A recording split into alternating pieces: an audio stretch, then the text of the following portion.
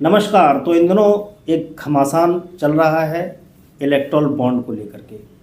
जी हाँ, चुनावी चंदा किस पार्टी को कितना मिला और किस किस ने दिया, ये जानने का अधिकार जनता को है या नहीं, इसको लेकर के सरकार और सुप्रीम कोर्ट के बीच में तनातनी है।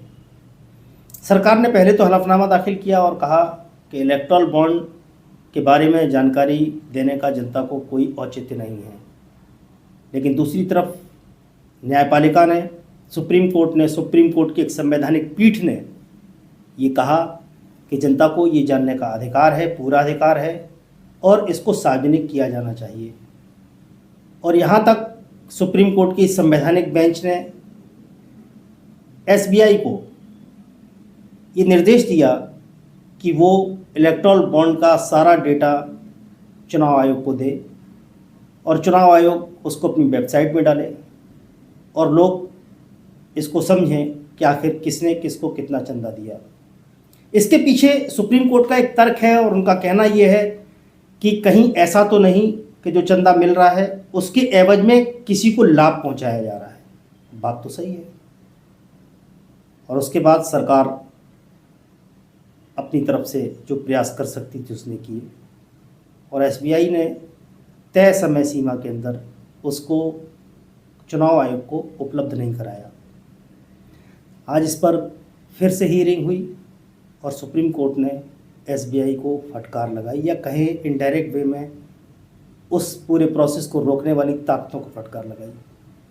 इस सब को समझते हैं। समझने के लिए हमारे साथ में मौजूद हैं हर रोज़ की तरह संजय बासु जी, जो आरटीआई एक्टिविस्ट हैं, लेखक हैं और राजनीतिक विश्लेषक हैं।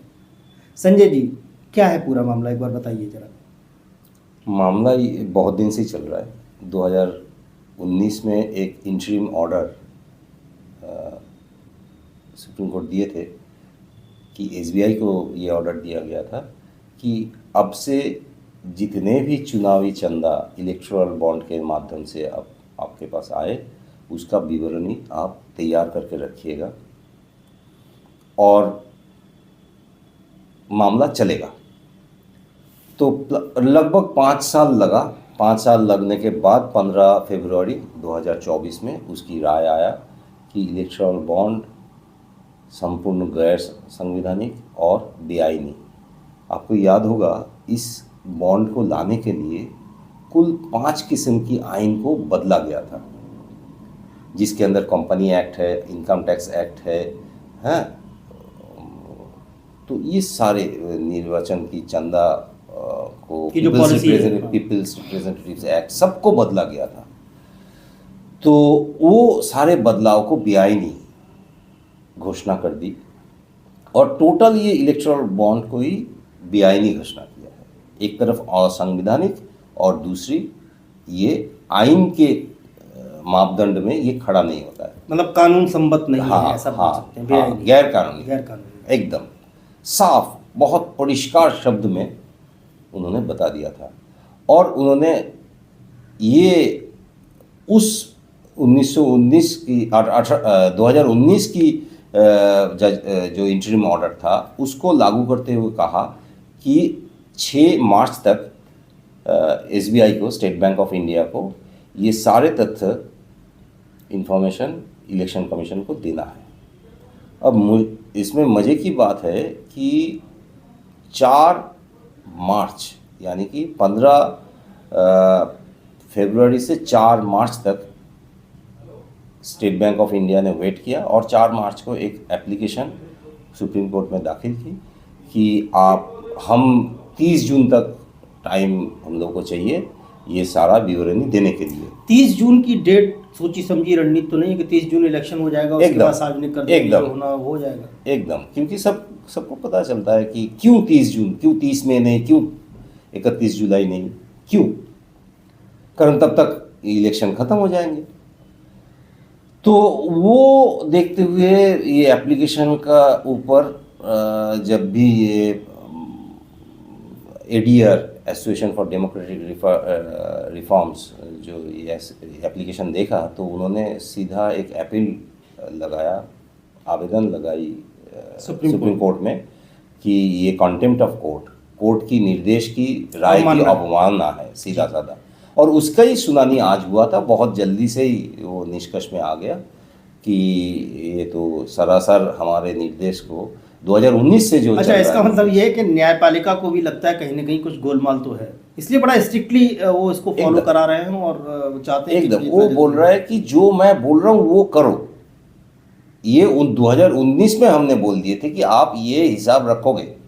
अब हमने राय दे दिया कि ये असंवैधानिक है, आपने साथ जो में हिसाब लगाए वो आप दे दो इलेक्शन कमीशन को, इलेक्शन कमीशन उसको अपलोड कर दे।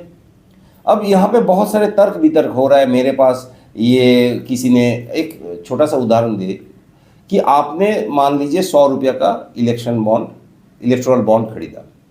अब वो लेके आपने मिस्टर एक्स को दे, एक्स पार्टी को दे, वाई पार्टी को दे, वो आपके ऊपर है।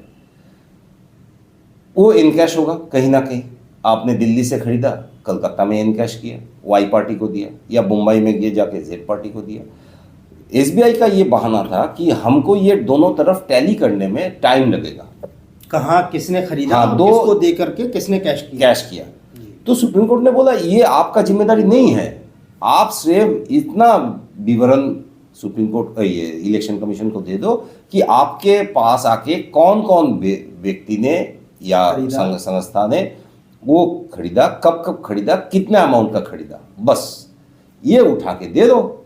बाकी काम इलेक्शन कमीशन का है, कर लेगा। वो बोलेगा कि ये पार्टी ये तारीख को इतने इतने बॉन्ड इनकैश किया, अपने खाते में डाला, क्योंकि वो तो हर साल राजनीतिक पार्टी को इलेक्शन कमीशन को जमा करना पड़ता है।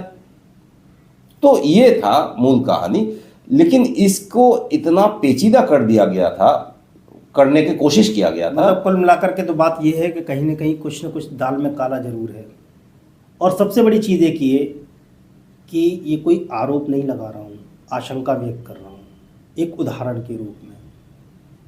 सपोज सेंट्रल विस्टा का पूरा प्रोजेक्ट है, और प्रोजेक्ट जिस कंपनी के पास है उसने प्रोजेक्ट देने वाली कंपनी को क्या कोई मोटी रकम चंदे के रूप में दी। एक बात और भी खुल के आ रहा है कि विदेशी कोई कंपनी ने, चाइनीज कोई कंपनी ने चंदा दिया, बेनामी कोई मतलब आपके तरफ से मैं खरीद के दिया, चंदा दिया।